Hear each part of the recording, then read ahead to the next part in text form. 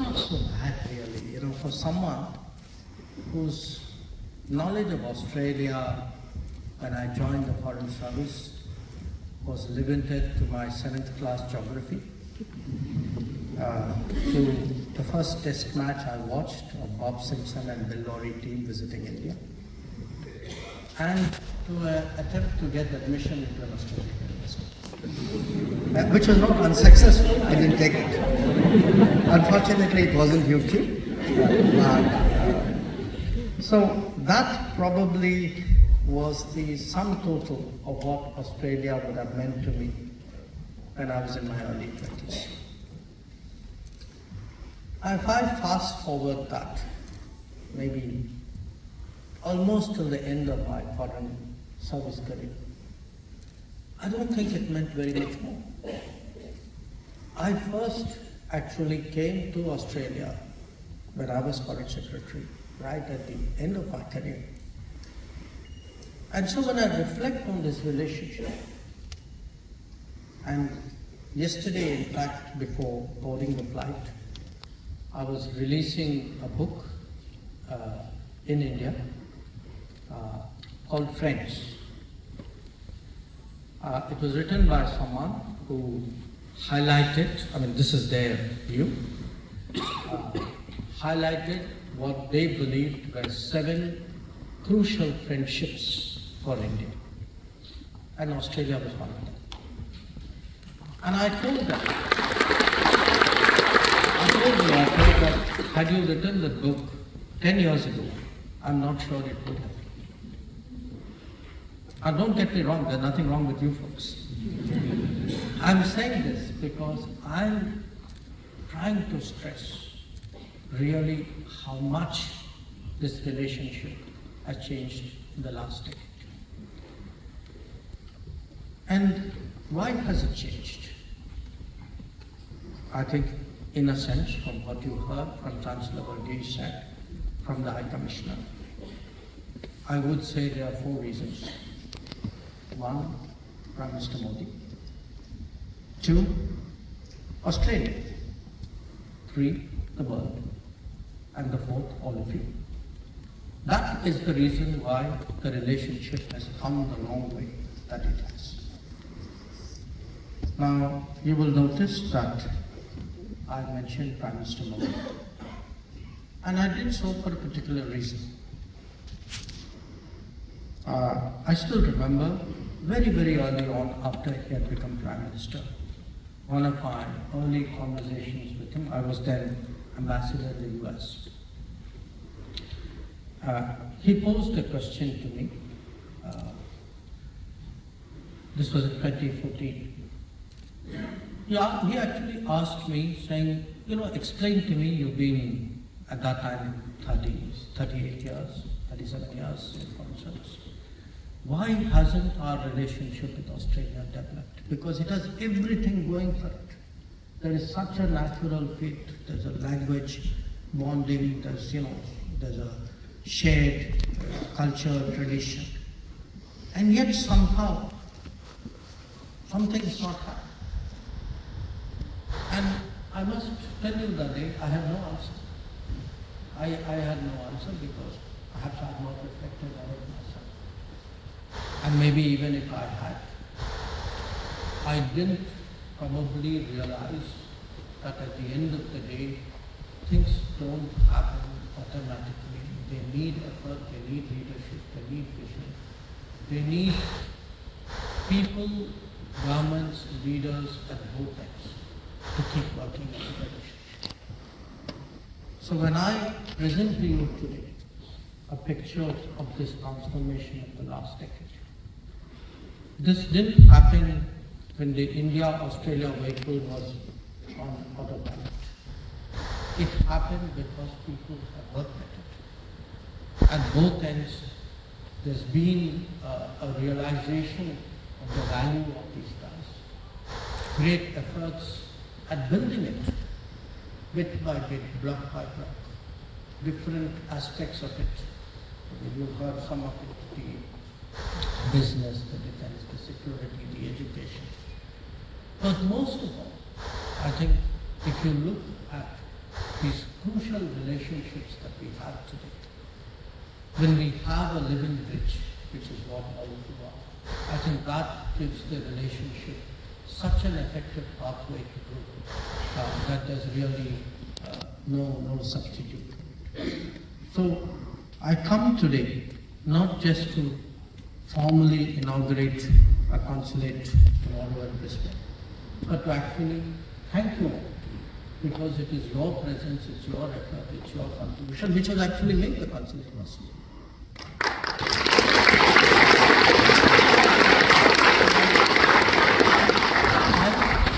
Not least, I should say, I've come to redeem Prime Minister Modi's promise made in public that he will open a consulate.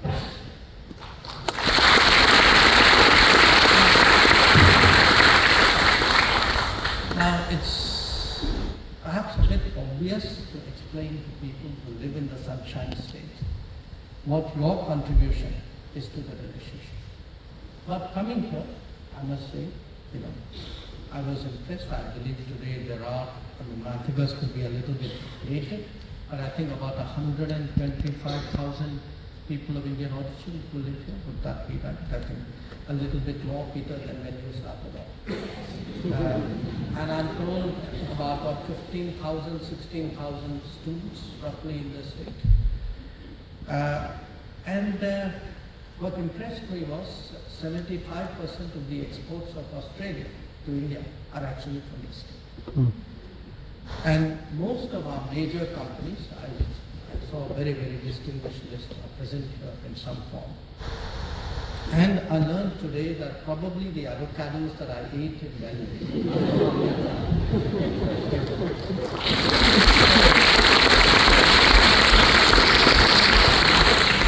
So I think,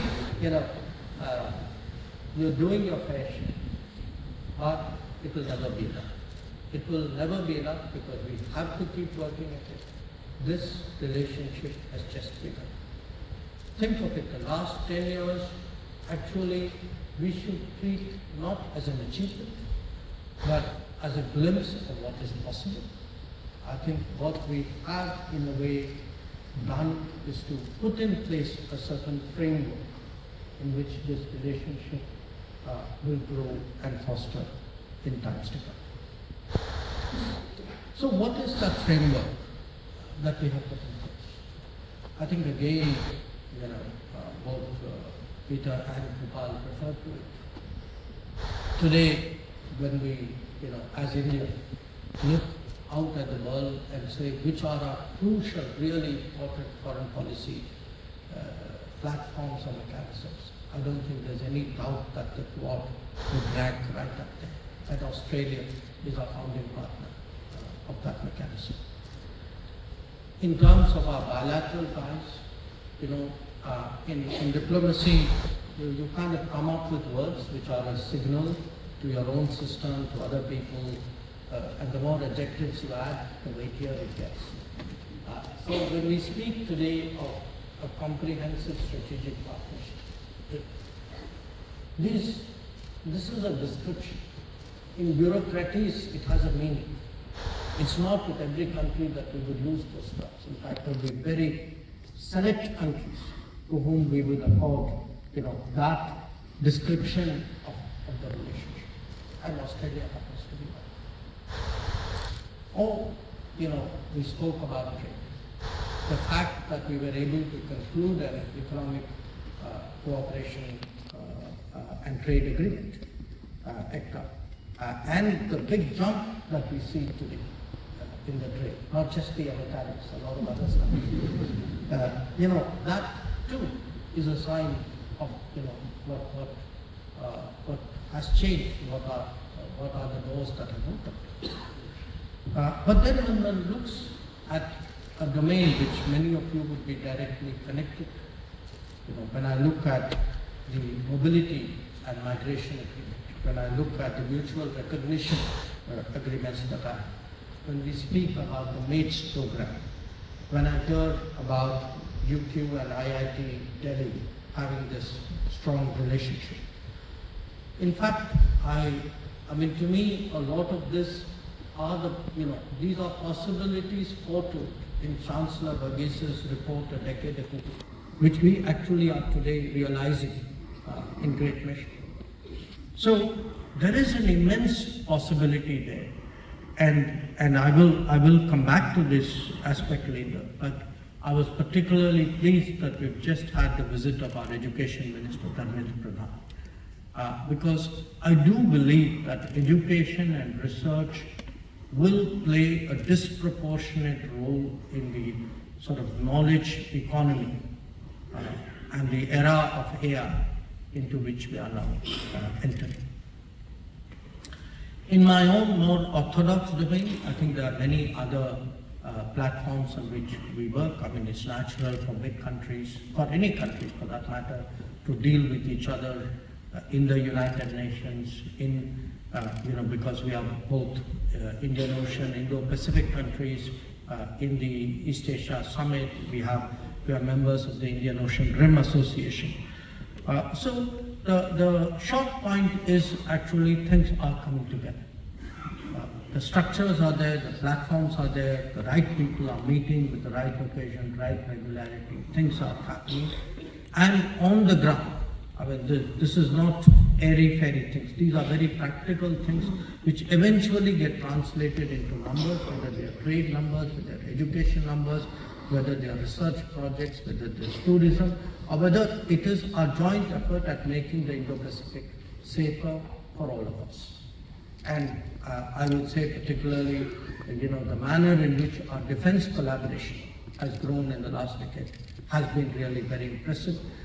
There are a number of occasions where our military work together very closely, and the extent today of their cooperation is something we couldn't have even imagined 5-10 years ago. So if I were to take it on from there, that if you are to work together, if you are to learn from each other, what would be some key areas? And to my mind, I think there are 3 or 4 which stand out. One, obviously, is our economic complementarity. Given the nature of our economy, your economic activities and strengths in Australia will fit in many ways to what would be the requirement of an India that would be growing at 7 to 8% or more for decades to come. So what we have seen, to my mind, I think we are today your 4th largest trade partner, but I can see really this expand both in terms of volume as well as go up in ranking, and I sincerely believe that how we increase the economic cooperation, encourage more businesses, and I will myself in this visit be meeting the business community to push that particular message. A derivative of that is actually in some ways the demographic fit. That we are moving to an era where it is important to get the demographic demand and supply right. And particularly because, a lot of the key economic activities are actually going to be research and technology driven. This will acquire a degree of importance, even greater importance than it does today. But if I could look at some other aspects, tourism, for example, that I understand, I think Queensland is host to 5 natural heritage sites. Now, India today is making a big push in terms of tourism. Considering our potential, we believe that tourism, particularly international tourism, still has a lot of headroom to grow. There are, collaborations here that are possible. Sports has been mentioned. We look with great interest towards the 2032 Olympics. We ourselves have our aspirations towards 2036. Cricket is always there for us to talk about. And I'm particularly conscious that this is the state of Allan Border. So when we speak about the Border Gavaskar Trophy, I think it's particularly relevant.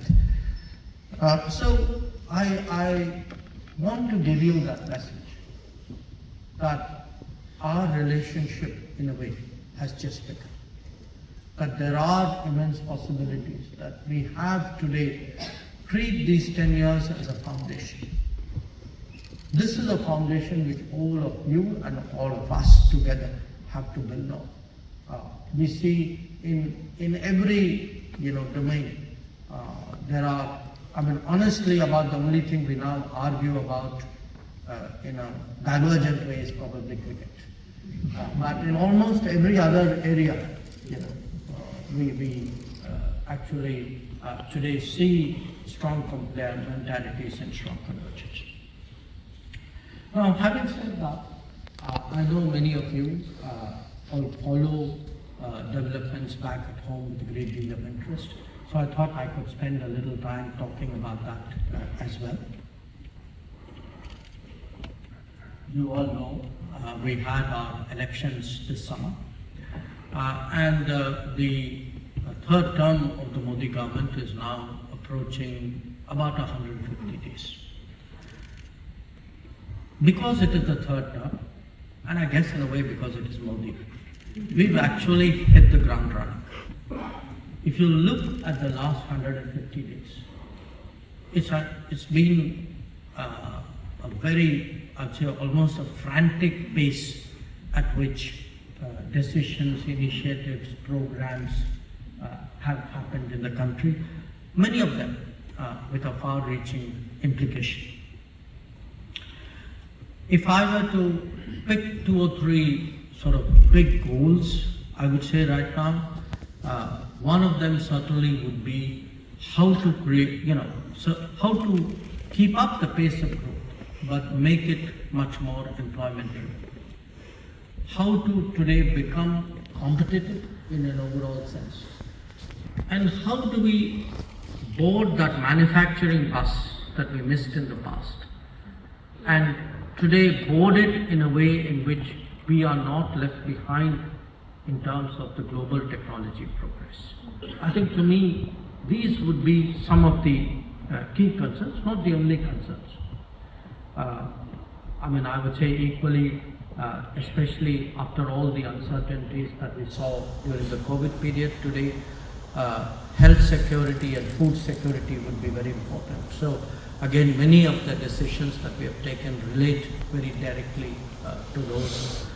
But the result of this set of priorities that I have laid out actually has been a decision to take forward 12 industrial zones across the country, to double down on infrastructure building, especially connecting it to these industrial zones, and to prepare the human resources which are necessary for that manufacturing capability to grow and for those technology strengths to advance.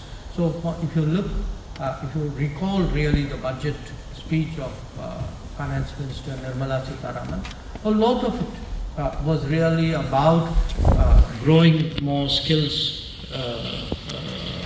institutions, increasing the number of tertiary education centers, improving the quality of schools, encouraging internships in a greater way, asking businesses to become partners of this enterprise. So this today is in a sense, I would say, the key priorities of the third term of the Modi government. Now, in the last 10 years, we believe we have made very significant progress.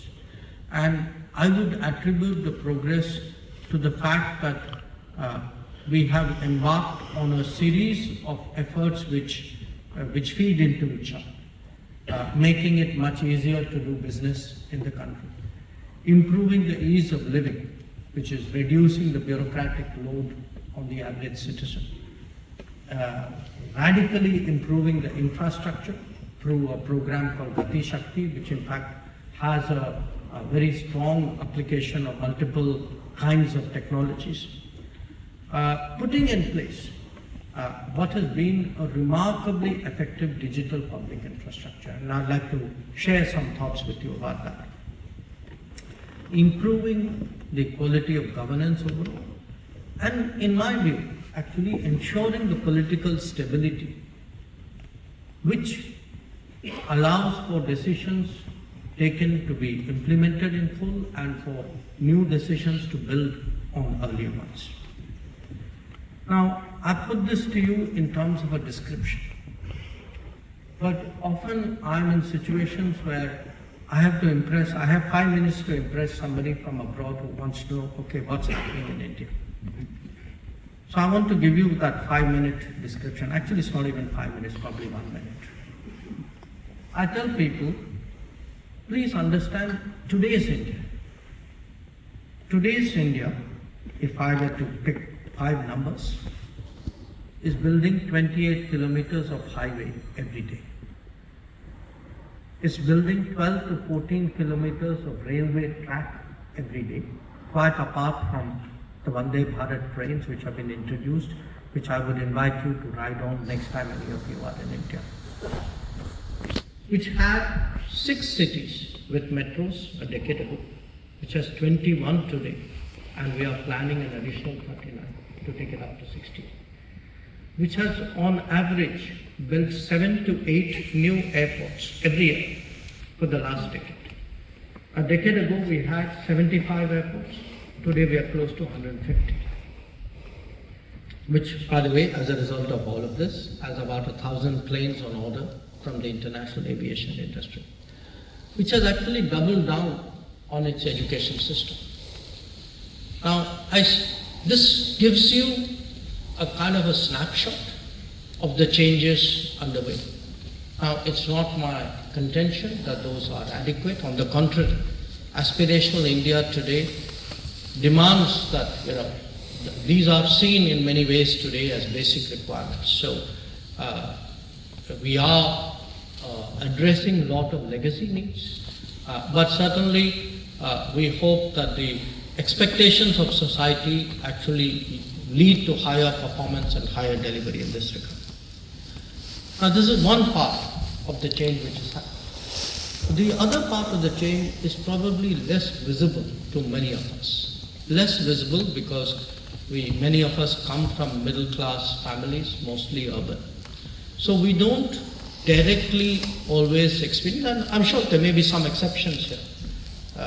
We don't always directly experience how the digital public infrastructure actually has delivered, particularly outside urban areas, including in urban areas, but also to those who are, I would say, of a lower income and who are socio-economically more vulnerable.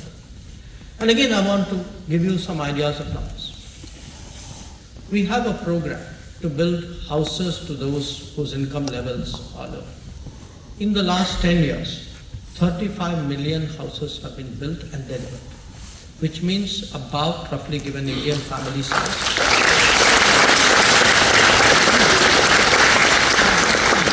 which means about 160 million people are living in houses today, which they did not have a decade ago. Let's look at health.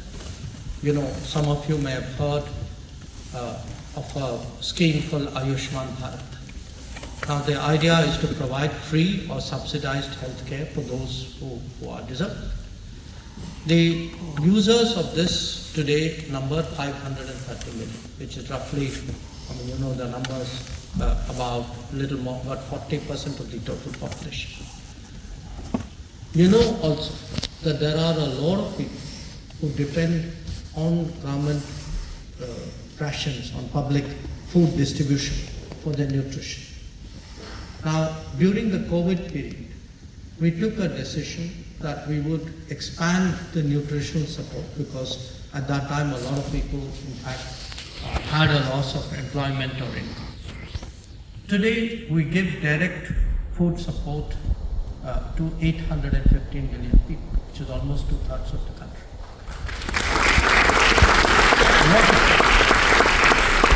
Water, which in many developed societies will be taken for granted, but again, those of you who remember some of the circumstances in some parts of India know it's been a challenge. that actually roughly about a little more than 1/3 of the country, 500 million people have been covered by what is called the Jal Jeevan Mission.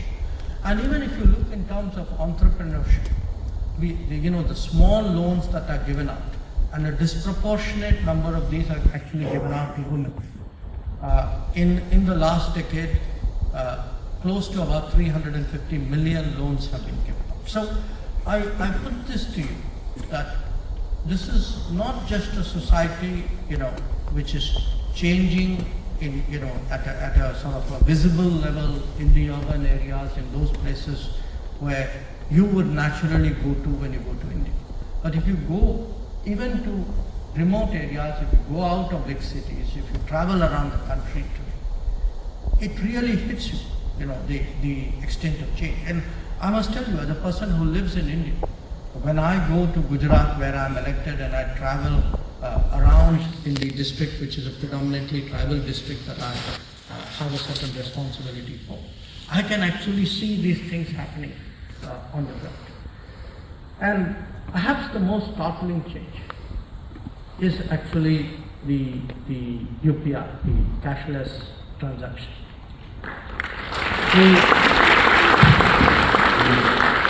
We just had last week the Prime Minister of Spain, Pedro Sanchez, and Prime Minister Modi was explaining to him how it works. And we encouraged him when he went to Mumbai to use one of our phones to do a transaction himself. I think he bought a Ganapati idol. But when you tell people that the cashless transactions today in India, the UPI transactions number 12 to 13 billion a month, and the American, I'm giving you a comparative figure, the US does 4 billion a year, 4 or 5 billion a year. So you have to understand today how deeply actually the digital medium has been embraced in Indian society. So when we speak today about how education will change things, how good governance can make a difference, what are the aspirations of a society, a deeply digital people have the ability today to make that kind of big jump, which we expect to see happen in the coming decade.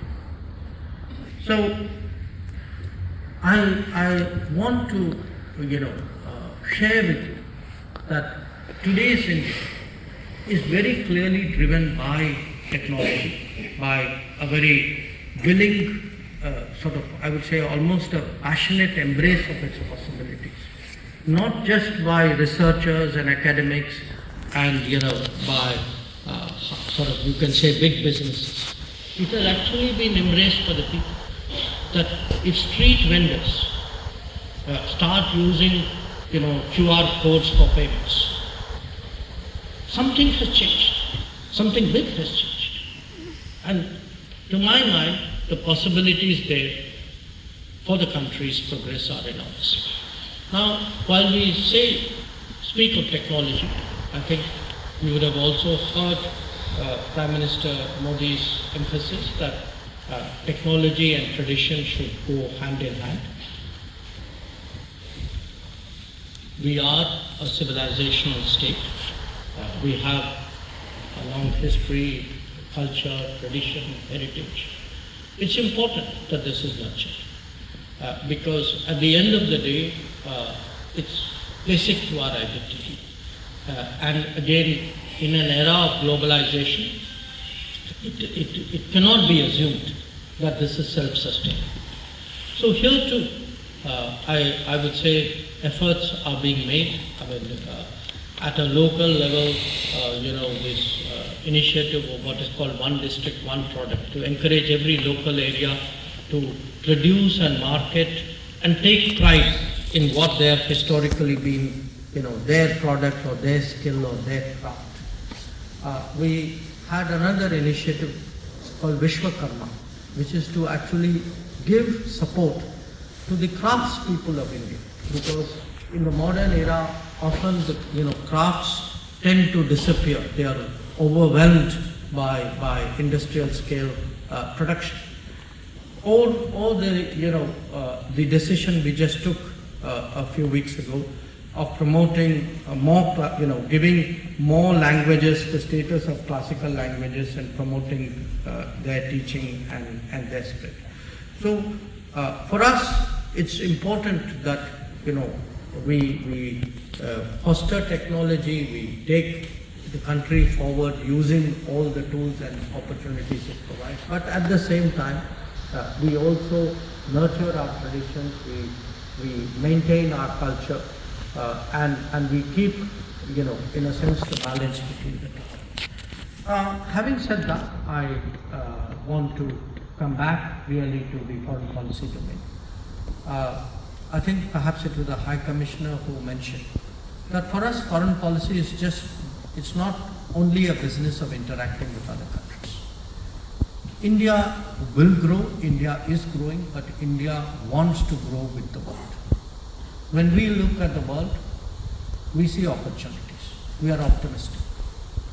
There may be problems, but overall we think the world has goodwill, the world has a desire to work with India.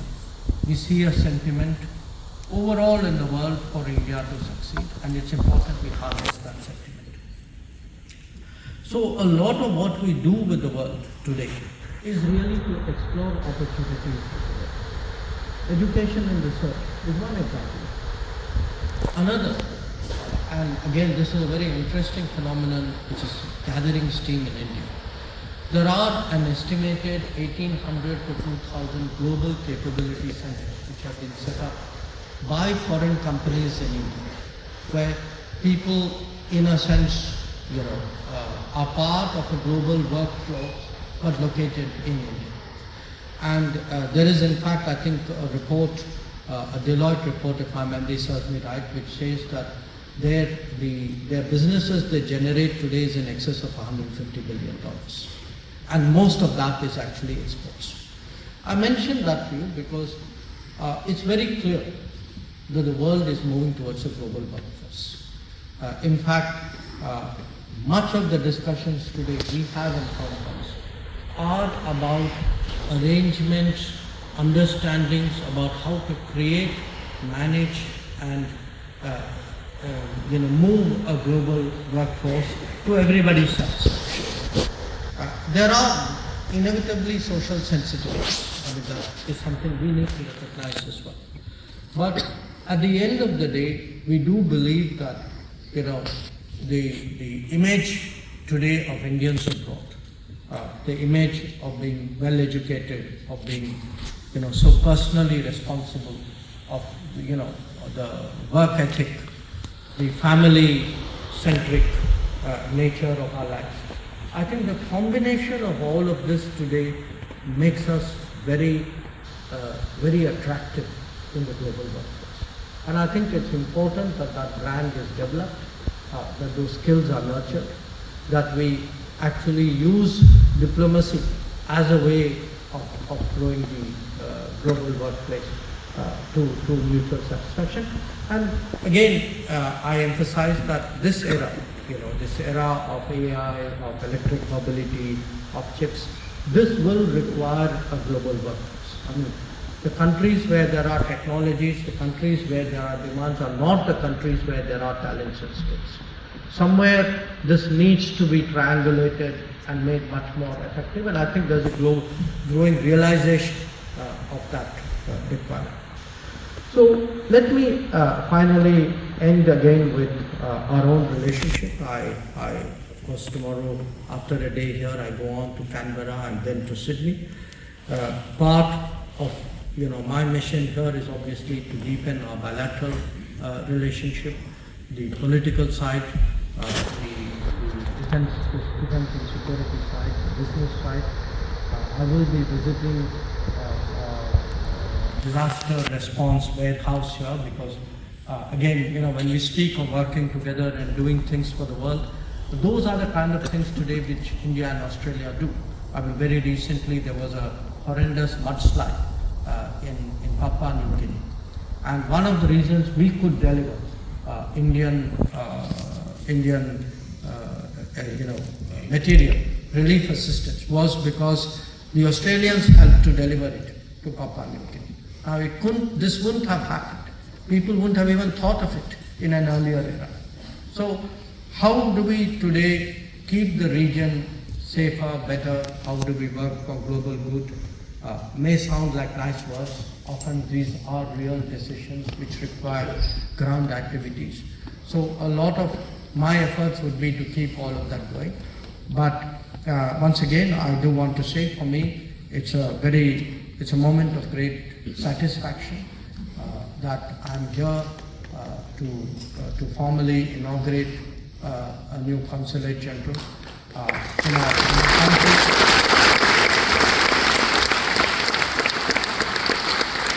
In a country where I would surely rank today among our foremost friends. So once again, thank you all. You've taken the trouble to come on a Sunday evening. I truly appreciate that.